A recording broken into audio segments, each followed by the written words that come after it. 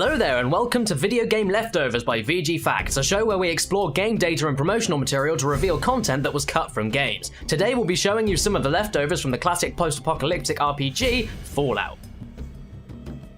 The original Fallout was released in October 1997 for PC and Macintosh by Interplay and developed by Black Isle Studios alongside the founding members of Troika Games. Originally conceived as an adaptation of the Generic Universal Role-Playing System, or GURPS for short, the GURPS license was pulled during a legal dispute over the violent nature of the game. After losing the rights to use the GURPS system, development continued using the now iconic Special system, Special being an acronym of Strength, Perception, Endurance, Charisma, Intelligence, Agility, and Luck, the major stats used for the characters in the game. Remnants of the GURPS system can only be found in the original demo, in the early character interface.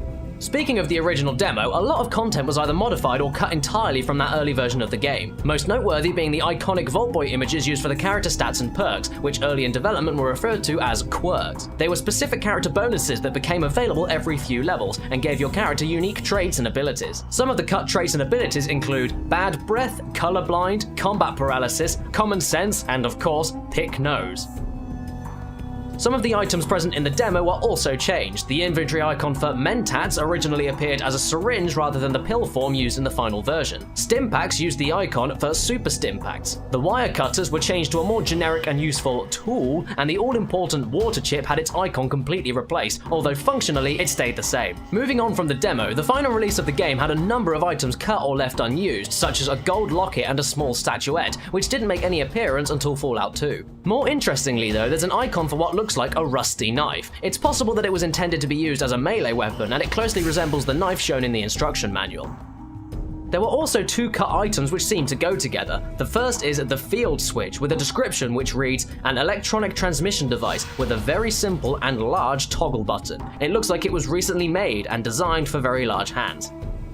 The second item is Tangler's Hand, which reads, a cybernetic manipulator in the shape and form of a hand, damaged due to the sloppy nature of the removal process.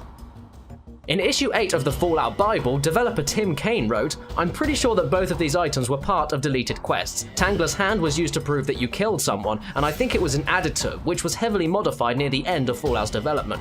I'm even less clear on the field switch, but I remember we had lots of discussion on how to handle the player bringing down the force fields in the military base, so it was probably going to be used for that, but then got tossed aside when another solution was used. Mr. Taylor may remember these better than I.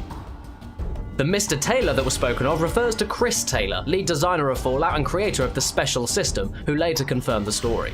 There's another cut item called the Brotherhood of Steel Honor Code. It has a placeholder icon that just says thingy, and the description reads, a holotape with a rough symbol of the Brotherhood of Steel inscribed on it. Use the tape to transfer the data to your Pip-Boy. The contents of the tape tell a story about the formation and values of the Brotherhood of Steel, a quasi-religious organization in the game. Included in the final release of the game are several unused maps. By pressing Ctrl and R on the title screen, you can gain access to a recording mode, which the developers presumably forgot to remove or disable. It's used to record a demo to play on the title screen and gives you a full list of maps used in the game, and several which aren't. These include Bro-Dead Map, a destroyed Brotherhood of Steel bunker. During the game, super mutants attack several areas after a certain amount of time has passed in-game, but the bunker never gets attacked. Junk Demo Map. This is the map used in the demo, but it's mostly broken. And finally, Vipers Map, a camp for a group of raiders known as the Vipers, who would only appear much later in Fallout New Vegas. Several endings mention a super mutant invasion, but despite the super mutants appearing in several locations throughout the game world, no invasion actually takes place. This is why the following ending for Junktown remains unused. The mutants are slowed, but not stopped, by the brave defenders of Junktown. When the army finishes their brutal siege, nothing of Junktown remains. Because of a bug involving a missing NPC, an ending line for the followers of the Apocalypse also goes unused. The followers of the Apocalypse rise to become a major influence in New California. With your help, they gain control of the LA Boneyard. An unused Brotherhood of Steel ending makes reference to both the super mutant invasion and to a traitor who never appears in the game. This ending also doesn't have a corresponding image to go with it. The Brotherhood of Steel repels the first wave of mutant invasion, but a traitor in their midst causes the Citadel to fall.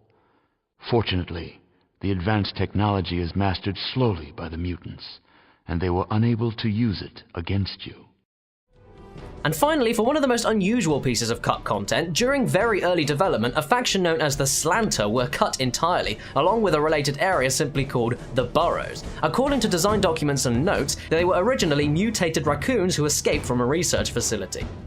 Despite being cut so early on, there is still one reference to them left in the game, in a log dated January 12, 2076. It reads, "With batch 11-011, we have improved the mitotic cycle efficiency by 43%. We have infected 53 raccoons with the new strain. In addition to the now expected size increase, behavioral tests confirmed an increase in intelligence and manual dexterity by 19 points on the Schlur Cap Index. Unfortunately, several subjects escaped confinement and had to be hunted down and dispatched. Major Barnett ordered the remaining subjects terminated. 2 pairs were unaccounted for."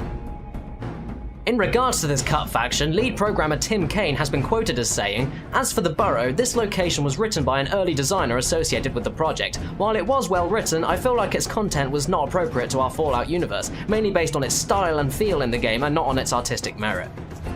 While writer Scott Campbell has said, "While Brian was off and running writing quests for our furry editions, the artists had a scope meeting about the number of characters in the game. We had more designed than they had time to actually build and animate, so a compromise was needed. Since the mutant animals were rare, required several sets of armor, and totally different animations, they were chopped. Poor Brian, he put so much love into those varmints."